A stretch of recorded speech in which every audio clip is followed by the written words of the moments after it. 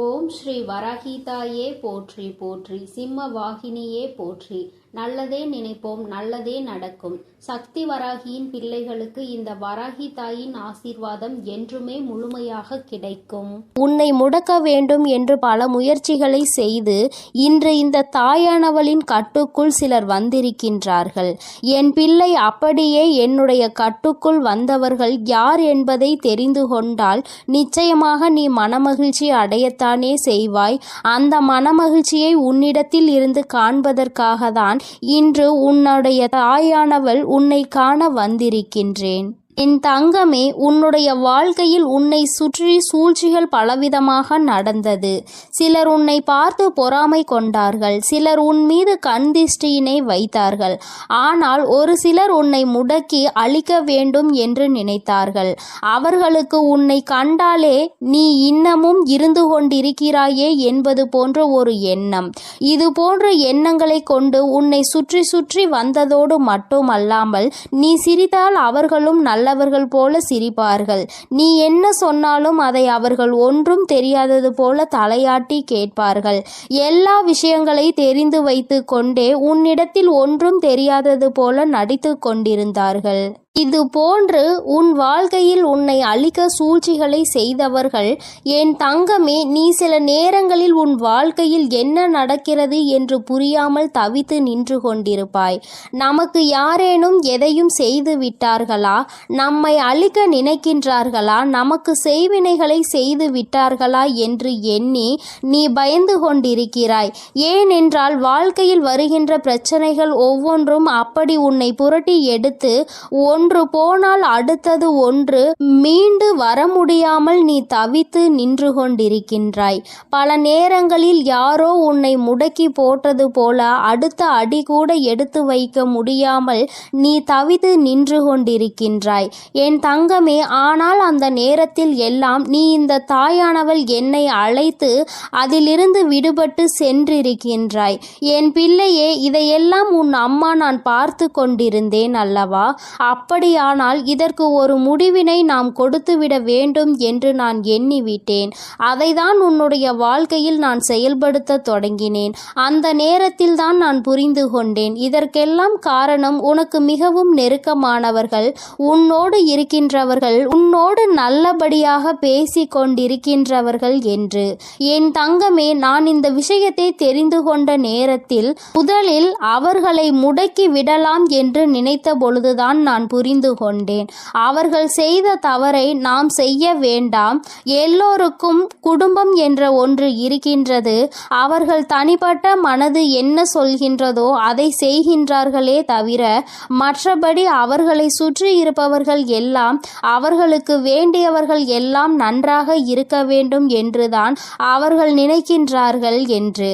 என் பிள்ளையே, என்னதான் இருந்தாலும் ஒருவரை நாம் பழிவாங்க வேண்டும் என்று நினைத்தாலும் அவர்களை சார்ந்து இருப்பவர்களின் வாழ்க்கையும் இதில் அடங்கி இருக்கிறது என்பதை நாம் நிச்சயமாக யோசிக்க வேண்டும். அவர்கள் நினைப்பது போல நாமும் யார் எக்கேட கெட்டு போனால் நமக்கென்ன என்று இருந்துவிடக் கூடாது அல்லவா? அதனால்தான் உன் தாயானவள் இதை பற்றி சற்று யோசிக்க வேண்டிய சூழ்நிலை வந்துவிட்டது. நான் யோசித்துதான் இந்த முடிவிற்கு வந்திருக்கின்றேன். என் தங்கமே, அவர்கள் செய்த சூழ்ச்சி, அவர்கள் உன்னை முடக்க நினைத்தது, இதற்கெல்லாம் அவர்களுக்கு தனிப்பட்ட முறையில் தண்டனை கிடைக்க வேண்டியது கட்டாயமாக்கப்பட்டிருக்கின்றது. இந்த தண்டனையை அவர்கள் அனுபவிக்க வேண்டி இருப்பதனால் இந்த தாயானவள் அவர்களை முதலில் என்னுடைய கட்டுக்குள் கொண்டு வந்து விட்டேன். அப்படியானால் இப்பொழுது அவர்கள் என்னுடைய கட்டுப்பாட்டிற்குள் வந்து விட்டார்கள். என்னுடைய கட்டுப்பாட்டிற்குள் வந்த பிறகு அவர்களின் மனநிலையில் நிச்சயமாக மாற்றங்கள் வந்துவிடும். அவர்கள் செய்தது எல்லாம் எத்தனை பெரிய தவறு என்பதை அவர்கள் புரிந்து கொள்ள தொடங்கிவிட்டார்கள். இனிமேல் உன் பக்கமே திரும்பி பார்க்க கூடாது என்பதையும் அவர்கள் புரிந்து கொள்ள தொடங்கிவிட்டார்கள். என் தங்கமே, நீ நினைப்பது போல் அல்ல. பல மாற்றங்கள் அவர்களுக்குள் ஏற்பட்டிருக்கிறது. ஆனால் ஒன்று மட்டும் நிஜம், அவர்கள் உன்னுடைய வாழ்க்கையை அழிக்க நினைத்ததை நினைத்து இப்பொழுது சந்தோஷப்படுகின்றார்கள். ஏன் தெரியுமா? அப்படி நினைத்ததால் தானே இன்று இந்த தாயானவளினுடைய கைகளால் நம் வாழ்க்கையில் நமக்கு திருந்துவதற்கான வாய்ப்பு கிடைத்திருக்கிறது என்று அவர்கள் சந்தோஷப்படுகிறார்கள். ஆனாலும் இந்த அம்மா அவர்களுக்கு எல்லாவற்றையும் புரிய வைத்து விட்டேன். இனி ஒருபொழுதும் உன்னுடைய வாழ்க்கையில் அவர்களினுடைய தலையீடு நிச்சயமாக இருக்காது. அவர்கள் செய்த சூழ்ச்சி அவர்களுக்கே திரும்ப சென்றிருக்கும் பொழுது நிச்சயமாக இனி இது போன்ற ஒரு காரியத்தை செய்வதற்கு மனம் யாருக்கும் வந்துவிடாது. இந்த தாயானவளினுடைய அன்பினை பெற்ற குழந்தைகள் அல்லவா, நீ உன்னை முடக்க நினைப்பதும் என்னை முடக்க நினைப்பதற்கு சமம் அல்லவா? அப்படி செய்ய வேண்டும் என்று நினைத்துவிட்டு அவர்கள் எப்படி அமைதியாக இருக்க முடியும்? அவர்களுக்கான பிரச்சனைகளை அவர்கள் அனுபவிக்க வேண்டிய கட்டாயம் அல்லவா? என் தங்கமே, இன்று அவர்கள் தான் நினைத்ததை சாதித்து விட்டது போல ஒரு உணர்வினை கொண்டு வந்தார்கள். அந்த உணர்வை அவர்களுக்குள் இருந்து எடுத்து அவர்கள் செய்தது எத்தனை பெரிய தவறு என்பதனை அவர்களுக்கு நான் உணர்த்தி விட்டேன். என்னதான் இந்த தாயானவள் அவர்களுக்கு அறிவுரை வழங்கினாலும் நான் அவர்களுக்கு ஆசிகளை ஒருபொழுதும் வழங்கவில்லை. அவர்களின் வாழ்க்கை அவர்களின் பொறுப்பு. அவர்கள் செய்த பாவத்திற்கு பலனும் அவர்களுக்கு நிச்சயமாக கிடைக்கும். என் பிள்ளையாக அவர்கள் திருந்தி விட்டார்கள் என்றால் இனி வாழ்க்கையில் அவர்களுக்கு நல்லது நடக்கும். மீண்டும் மீண்டும் அதே தவறை தான் செய்வார்கள் என்றால் இந்த வாழ்க்கையே அவர்களை அழித்துவிடும் என்பதில் எந்த ஒரு மாற்று கருத்தும் கிடையாது. வாழ வேண்டும் என்ற எண்ணம் மட்டும் இருந்துவிட்டால் போதாது. இந்த வாழ்க்கையை வாழ்வதற்கான தகுதி நம்மிடத்தில் இருக்கின்றதா என்பதையும் புரிந்து கொள்ள வேண்டும். அதையெல்லாம் உனக்கு நிச்சயமாக இருக்கின்றதா என்பதை புரிந்து கொள்ள வேண்டும். என் தங்கமே, இவர்களினுடைய மனதில் இருக்கின்ற எண்ணங்களை எல்லாம் நீ நிச்சயமாக ஒரு பொருட்டாகவே நினைக்காதே. அடுத்தவர்களுக்கு கெடுதல் நினைப்பது, அடுத்தவர்கள் வாழ்க்கையை முடக்க நினைப்பதும் ஒரு தொழிலா? இது போன்ற வேலையை செய்வதற்கு பதிலாக அவர்கள் வாழாமலே இருந்து விடலாம் என்றுதான் உன் அம்மா எனக்கு கோபம் வருகின்றது. என் தங்கமே, இருந்தாலும் இவர்களை சார்ந்தவர்கள் எந்த கஷ்டமும் படக்கூடாது. இவர்கள் செய்த தவறுக்கு இவர்களின் சந்ததிகள் என்ன செய்வார்கள்? ஆனாலும் இவர்கள் செய்த பாவம் அவர்களை துரத்துவதை யாராலும் நிறுத்த முடியாது. அந்த பாவத்தை நாம் தூக்கி சுமக்க வேண்டாம் என்றுதான் அம்மா சொல்கின்றேன். என் தங்கமே, நீயும் அவர்களுக்கு ஒரு விஷயத்தை செய்யும் பொழுது அது அவர்கள் குடும்பத்தை பாதிக்கிறது என்றால் அந்த பாவம் உன்னை வந்து சேர்ந்துவிடும் அல்லவா?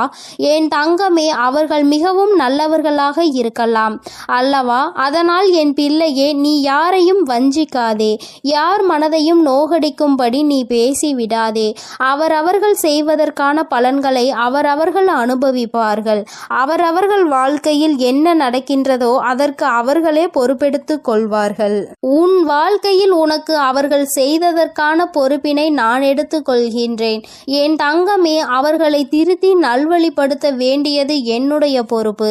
என்னுடைய கட்டுக்குள் இன்று வந்து நின்று கண்ணீர் சிந்தி கொண்டிருக்கின்றார்கள்.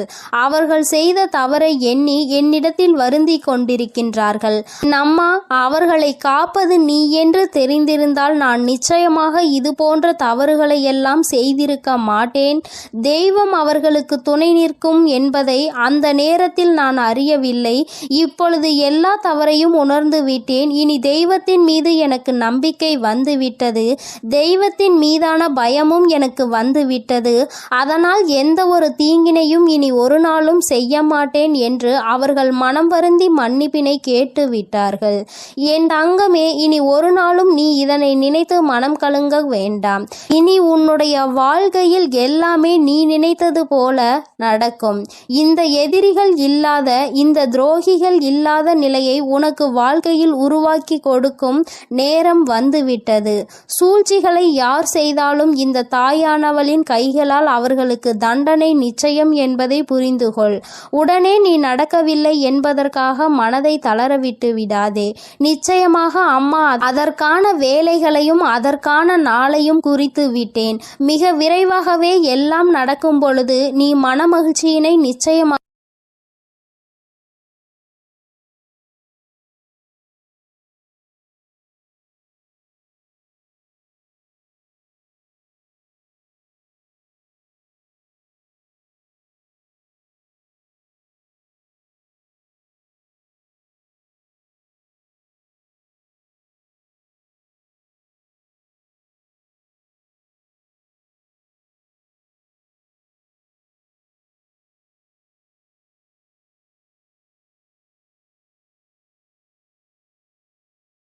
நான் சென்று கொண்டிருக்கிறேன் என்பதையும் நீ மறந்து விடாதே.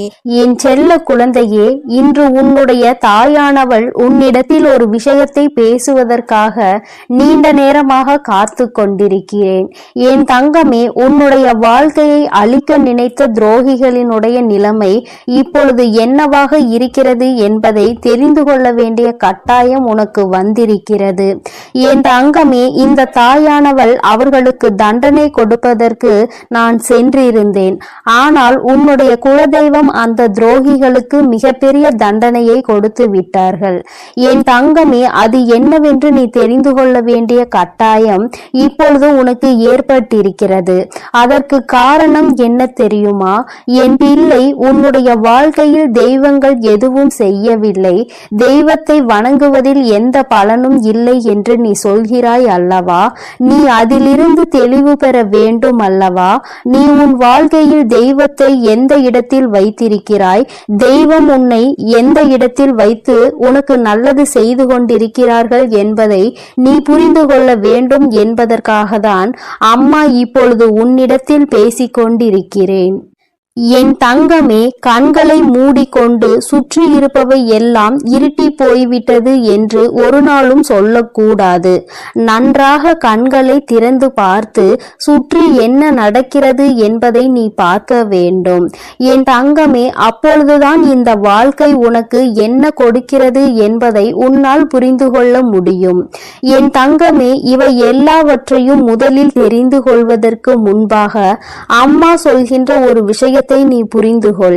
என் தங்கமே, ஒருவருக்கு உன்னை போராடி உன்னுடைய நிலைமையை நீ புரிய வைக்க வேண்டும் அல்லது உன்னுடைய சூழ்நிலையை புரிய வைக்க வேண்டும் என்ற நிலை உனக்கு வரும் என்றால், என் தங்கமே, உன்னுடைய மனதோடு சில நொடிகள் போராடி அவர்களை என் தங்கமே, ஒருவரை நீ உயிராக நினைத்திருக்கிறாய்.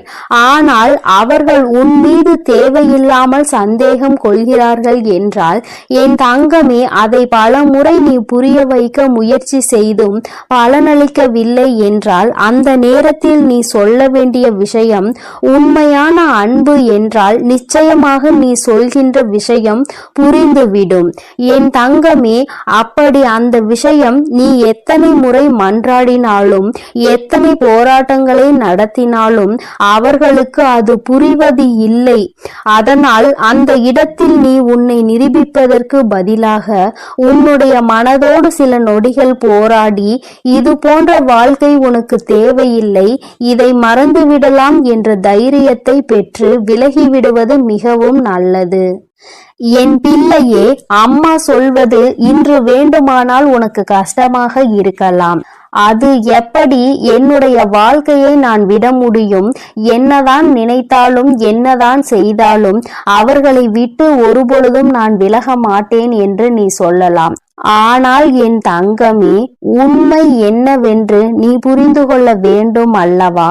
என் தங்கமே, உன்னுடைய வாழ்க்கைதான், நான் இல்லை என்று சொல்லவில்லை. என்னாலும் போராடி கொண்டே ஒரு வாழ்க்கையை எப்படி உன்னால் கடந்து செல்ல முடியும்? என் தங்கமே, இதையெல்லாம் நீ புரிந்து கொள்ள வேண்டும். இந்த வாழ்க்கையில் இதையெல்லாம் நீ கட்டாயமாக தெரிந்து கொள்ள வேண்டும். எல்லாவற்றையும் கடந்து நீ வாழ வேண்டும். ஓரிடத்திலேயே முடங்கி கிடக்க கூடாது. ஒருவருக்காக உன்னுடைய ஒட்டுமொத்த வாழ்க்கையையும் நீ வீணடித்து விடக் கூடாது என்றுதான் அம்மா உனக்கு சொல்கிறேன். சரி, இதை நீ புரிந்து கொண்டால் உனக்கு நல்லது. என் தங்கமே, இப்பொழுது நான் உன் வாழ்க்கையில் உனக்கு துரோகங்களை செய்தவர்களின் நிலை என்னவாக இருக்கிறது என்றும் உனக்கு சொல்கிறேன். அதனை நீ கேள். உன்னுடைய குலதெய்வம் அவர்களுக்கு என்ன தண்டனை கொடுத்தார்கள் என்பதையும் சொல்கிறேன். என் தங்கமே, உனக்கு காயங்களை கொடுத்தவர்கள் உனக்கு மிகவும் நெருக்கமானவர்கள், உன்னுடைய குடும்பத்தில் ஒருவர். என் தங்கமே, உன்னுடைய குலதெய்வம் முன் வந்து அவர்களுக்கு தண்டனை கொடுத்ததற்கு காரணம் அவர்களும் அவரினுடைய குலப்பிள்ளை அல்லவா? தன்னுடைய பிள்ளைகள் நல்லது செய்தால் சந்தோஷப்படுபவர்கள் தன்னுடைய பிள்ளை தவறு செய்தாலும் அதனை நிச்சயமாக தட்டி கேட்டு விடுவார்கள் என்பதில் எந்த ஒரு மாற்றமும் கிடையாது. என் தங்கமே, இப்பொழுது உன் வாழ்க்கையில் அதுதான் நடந்திருக்கிறது. உன்னுடைய குலதெய்வம் அவர்களுக்கு கொடுத்திருக்கிற தண்டனை எதிரிக்கு கூட வரக்கூடாது என்று நான் சொல்லி முடித்ததும் நீ நிச்சயமாக நினைப்பாய். ஏனென்றால் அவர்களுக்கு கொடுத்த தண்டனை அப்பேற்பட்ட தண்டனை. என் தங்கமே, குலத்தில் இருந்து கொண்டு எல்லோருமே ஒரே உறவாக இருந்து கொண்டு தன்னுடைய குலத்தில் இருக்கின்ற மற்றவர்களுக்கு காயத்தை கொடுப்பது நியாயமற்றது. இதையெல்லாம் கேட்டதற்கு யாரும் இல்லை என்று அவர்கள் நினைத்து விட்டார்களா?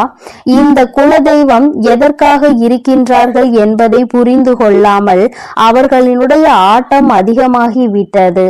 இந்த ஆட்டத்தை நான் இப்பொழுது நிறுத்தவில்லை என்றால் இனி அவர்களை யாராலும் கட்டுப்படுத்த முடியாது. இதற்கு இவர்களுக்கு நான் கொடுக்கக்கூடிய தண்டனை அவர்கள் காலத்திற்கும் மறக்க முடியாத தண்டனையாக இருக்க வேண்டும். அதற்காக அவர்கள் செய்த விஷயம் என்ன தெரியுமா? அங்கே அவர்கள் உன்னுடைய துரோகியாக இருப்பவர்களுக்கு கொடுத்த தண்டனை அவர்கள் எப்பொழுது வேண்டுமானாலும் குலதெய்வத்தின் சன்னதிக்கு வரலாம், குலதெய்வத்தை வணங்கலாம், குலதெய்வத்திடம் என்ன வேண்டுமானாலும் கேட்கலாம். உன்னுடைய குலதெய்வம் ஒருபொழுதும் அவர்களினுடைய வேண்டுதல்களை செவி கொடுத்து கேட்க மாட்டார்கள். இவர்கள் என்ன சொல்ல வருகிறார்கள் என்பதை கூட திரும்பி பார்க்க மாட்டார்கள். அவர்களின் கண்ணீரை துடைக்க ஒரு நாளும் வரமாட்டார்கள். இப்படி ஒரு பிள்ளை தனக்கு இருந்ததையே அவர்கள் மறந்து விட்டார்கள். அவர்கள் முன்னால் வந்து நின்றால் கூட அவர்களால் குலதெய்வத்தால் அவர்களை உணர முடியாது. அந்த அளவிற்கு அவர்களுக்கு தண்டனையை அவர்கள் கொடுத்து விட்டார்கள். குலதெய்வம் கொடுத்த தண்டனை தன்னுடைய குலப்பிள்ளை என்ற அந்தஸ்தை தன்னிடம் இருந்து அவர்கள் பறித்து விட்டார்கள். நீ இனிமேல் என்னுடைய குழந்தை இல்லை, நான் உன்னுடைய குலதெய்வம் இல்லை என்று சொல்லி அவர்களுக்கு மிகப்பெரிய தண்டனையை கொடுத்து விட்டார்கள். என் தங்கமே, இப்பொழுது நீ நினைக்கலாம், அம்மா இவர்களுக்கு இந்த தண்டனையை குலதெய்வம் கொடுக்கிறார் என்பதை இவர்கள் எப்படி புரிந்து கொள்வார்கள், இதனை எப்படி அவர்கள் உணர்ந்து கொள்வார்கள் என்று நீ நினைக்கிறாய் அல்லவா? நிச்சயமாக ஒரு நாள் அவர்கள் புரிந்து கொள்வார்கள். எப்பொழுது தெரியுமா?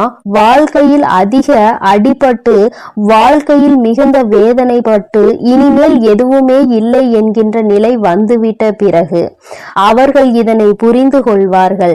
அப்பொழுது அவர்கள் தன்னுடைய ஜாதகத்தை எடுத்துக்கொண்டு போய் ஜோசியரிடம் சென்று பார்ப்பார்கள்.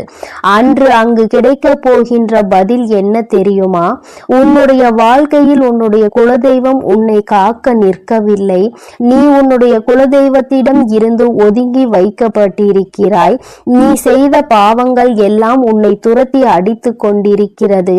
அதனால் உன் குலதெய்வம் உனக்கு கொடுத்த தண்டனையில் இருந்து உன்னால் ஒருபொழுதும் தப்ப முடியாது. ஒருவேளை நீ மனம் திருந்தி விட்டாயானால் இனிமேல் யாருக்கும் எந்த தவறுகளும் செய்ய மாட்டாய் என்றால் உன்னை மன்னிக்க வேண்டியது உன்னுடைய குலதெய்வம்தான். ஏனென்றால் இன்று உன்னுடைய இந்த நிலைக்கு அவர்கள் உன்னை ஒதுக்கி வைத்ததுதான், அவர்கள் உன்னை கண்ணெடுத்து பாராமல் இருப்பதுதான் காரணம். அதனால் அவர்களின் காலடிதான் உனக்கு நிரந்தரமான தீர்வு என்பதை அவர்கள் புரிய வைப்பார்கள்.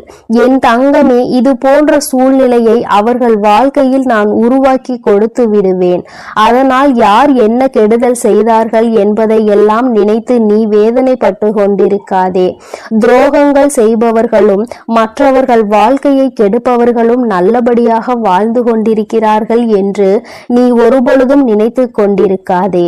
என் தங்கமே, உன்னுடைய எண்ணங்கள் போல இந்த வாழ்க்கையில் நிச்சயமாக பல நல்ல விஷயங்களை இந்த தாயானவள் தாயானவள் நான் உனக்கு நடத்தி காட்டுவேன்.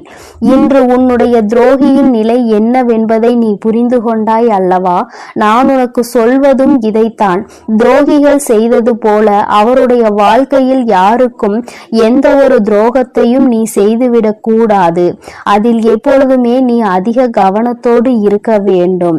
இந்த வாழ்க்கையில் உனக்கு எதுவெல்லாம் கிடைக்க வேண்டும் என்று இருக்கின்றதோ அதையெல்லாம் நீ சந்தோஷமாக பெற்றுக்கொள்ள வேண்டும். எந்த ஒரு சூழ்நிலையிலும் குலதெய்வத்தின் சாபத்திற்கும் குலதெய்வத்தினுடைய வேதனைக்கு மட்டும் நீ ஆளாகி நின்றுவிடக் கூடாது. இது ஒன்றே போதும் உன்னை நல்ல நிலைக்கு கொண்டு வருவதற்கு. என் அன்பு பிள்ளையே, இந்த தாயானவளினுடைய ஆசீர்வாதங்கள் உனக்கு எப்பொழுதும் முழுமையாக இருக்கும். அதனால் நீ எதற்காகவும் கலங்காதே, எதை நினைத்தும் வருந்தாதே. நீ நல்லதையே நினைத்தால் உன் வாழ்வில் எப்பொழுதும் உனக்கு நல்லது மட்டுமே நடக்கும். என் அன்பு குழந்தையே, உன் வாழ்க்கையில் நினைத்து பார்க்காத அளவிற்கு உன்னை ஏமாற்றிய உறவு இப்பொழுது என்ன நிலையில் இருக்கிறது என்பதை தாயானவள் உனக்கு தெரியப்படுத்த போகிறேன். இதற்கான காரணம் என்னவென்று தெரியுமா? என்னை ஏமாற்றியவர்களை நீங்கள் சந்தோஷமாக வாழ வைத்து விட்டீர்கள் தாயே. கஷ்டம் என்று தெரிந்தும் அனைத்து கஷ்டங்களையும் நான் அனுபவித்து கொண்டிருக்கின்றேன். என் வாழ்க்கையில் எனக்கு மட்டும் கஷ்டத்தை கொடுத்து விட்டீர்கள். நான் நல்ல பாதையில் தான் சென்றேன், நான் நல்லதை தான் செய்தேன். ஆனாலும் உங்களை நம்பிய பிறகும் இப்பேற்பட்ட ஏமாற்றம் என் வாழ்வில் நடந்து விட்டதே. ஆனாலும் என்னை ஏமாற்றிய உறவுகள் இன்னும் சந்தோஷமாக வாழ்ந்து கொண்டுதான் இருக்கிறார்கள் தாயே. நீங்கள் அவர்களை நன்றாக தான் வாழ வைத்து கொண்டிருக்கிறீர்கள் தாயே என்று என் குழந்தை என்னிடம் கோபம் கொண்டது. என் அன்பு குழந்தையே, அன்று அந்த கோபம்தான் இன்று உன் அன்னை உன்னை ஏமாற்றிய உறவிற்கு இந்த தண்டனையை அளித்து விட்டேன். ஆனால் நீ அதை கனவில் கூட நினைத்து பார்க்காத அளவிற்கு என்னுடைய லீலைகள் உன்னை ஏமாற்றிய உறவிற்கு நடந்தது. என்னவென்று சொல்கிறேன், பொறுமையோடு கேள் தங்கமே. என் அன்பு குழந்தையே, உன் வாழ்க்கையில் உன்னை ஏமாற்றி எப்படி உன்னை மரண வழியில் துடிக்க வைத்தார்களோ அதைவிட மிகப்பெரிய மரண வழியில் அங்கு இப்பொழுது அவர்கள் துடித்து கொண்டு இருக்கிறார்கள். இது எப்படி சாத்தியமானது தாயே என்று நீ என்னிடம் கேட்கலாம். என் அன்பு குழந்தையே, கர்ம வினை என்பது நிச்சயமாக எவரையும் விட்டுவிடாது. அது நல்ல விஷயமாக இருந்தாலும் தேடி கொண்டு போய் கொடுக்கும், கெட்ட விஷயமாக இருந்தாலும் எப்பேற்பட்ட விஷயத்தை செய்தார்களோ அதைவிட பல மடங்கு கர்ம வினைகளை அவர்களுக்கு அவர்களின் வாழ்க்கையில் வந்தே கொடுத்துவிடும். ஆனால் உன்னை ஏமாற்றியது ஒரு பாகம்தான். சில நபரின் பேச்சை கேட்டு உன் உறவு உன்னை அலட்சியப்படுத்தியும் தேவையற்ற செயல்களை செய்கிறாய் என்று தேவையற்ற விஷயங்களை பேசி உன் எப்பேற்பட்ட நல்ல உள்ளத்தை கண்ணாடி உடைப்பது போல் உடைத்தார்கள் அல்லவா? இப்பொழுது உன் உறவின் மனதையும் ஒருவர் பல கண்ணாடிகளை உடைப்பது போல் உடைத்து விட்டார். அதனால் இப்போதுதான் உன் உறவிற்கு புரிகிறது, நாம் ஒருவரை அன்று அப்படித்தானே ஏமாற்றினோம் என்று. அன்று அவர்களுக்கு எப்படி வலுத்திருக்குமோ அந்த பாவத்தில்தான் இப்பேற்பட்ட கஷ்டங்களை இப்பொழுது நான் அனுபவித்துக் கொண்டிருக்கிறேன் என்று. இப்படிப்பட்ட கஷ்டத்தை வாழ்வதை விட நாம் மரணம் மேல் என்று அப்பேற்பட்ட பரிதாப நிலையில் உன் உறவு இப்பொழுது அழுது கொண்டிருக்கிறது உன்னை நினைத்து. ஏனென்றால் உன்னை அப்படியே ஏமாற்றினார்களே, அதைவிட பல மடங்கு தண்டனையை இப்பொழுது அவர்கள் வாழ்வில் அனுபவித்துக் கொண்டிருக்கிறார்கள். இது என் அன்பு குழந்தைக்கு தெரியாமல் என் வாழ்க்கையில் நான் நல்லது நினைத்ததற்கு எனக்கு நீங்கள் தண்டனை கொடுத்து விட்டீர்கள் தாயே. ஆனால் என்னை ஏமாற்றியவர்கள் அங்கு ஆட்டமும் பாட்டமும் கொண்டாட்டமும் குதூகலமும் சந்தோஷமாகவும் இருக்கிறார்களே. நீதிக்கு கிடைத்த பரிசு இதுதானா? என் உண்மைக்கு கிடைத்த பரிசு இதுதானா தாயே? நீங்கள் இருக்கிறீர்களா இல்லையா என்று என் அன்பு குழந்தை என்னிடம் கோபித்துக் கொள்கிறது. என் அன்பு குழந்தையே, உன் தாயானவள் எப்பொழுதும் உன்னோடுதான் இருக்கின்றேன். இத்தனை காலமும் உன்னை பொறுமையாக இரு என்று சொல்லியதன் காரணம், உன்னை ஏமாற்றியவர்களுக்கு கால அவகாசம் கொடுத்திருந்தேன், அவர்களை திருத்திக் கொள்வதற்காக. ஆனால் அவர்களோ தவறை திருத்திக் கொள்ளாமல் திருப்பி திருப்பி தவறு செய்து கொண்டே இருக்கிறார்கள். எவருடைய பேச்சுக்களையும் மதிப்பதில்லை. எதை செய்ய வேண்டும் என்றாலும் யோசிக்காமல் தவறான முடிவுகளை எடுத்து எடுத்து இன்று உன் வாழ்க்கையை தொலைத்து விட்டார்கள். தாம் அனுபவித்த தண்டனைகளுக்கு இப்பொழுது மனம் திருந்தி இருக்கிறார். அந்த மனம் திருந்தும் தருணத்தில் இவர்களிடம் நாம் பேசலாமா, பேசக்கூடாதா? நாம் பேசினார் அவர்கள் நம்மிடம் பேசுவார்களா அல்லது பேச மாட்டார்களா என்று அதிலும் பாதி குழப்பத்தோடும் கண்ணீரோடும் இருக்கிறார்.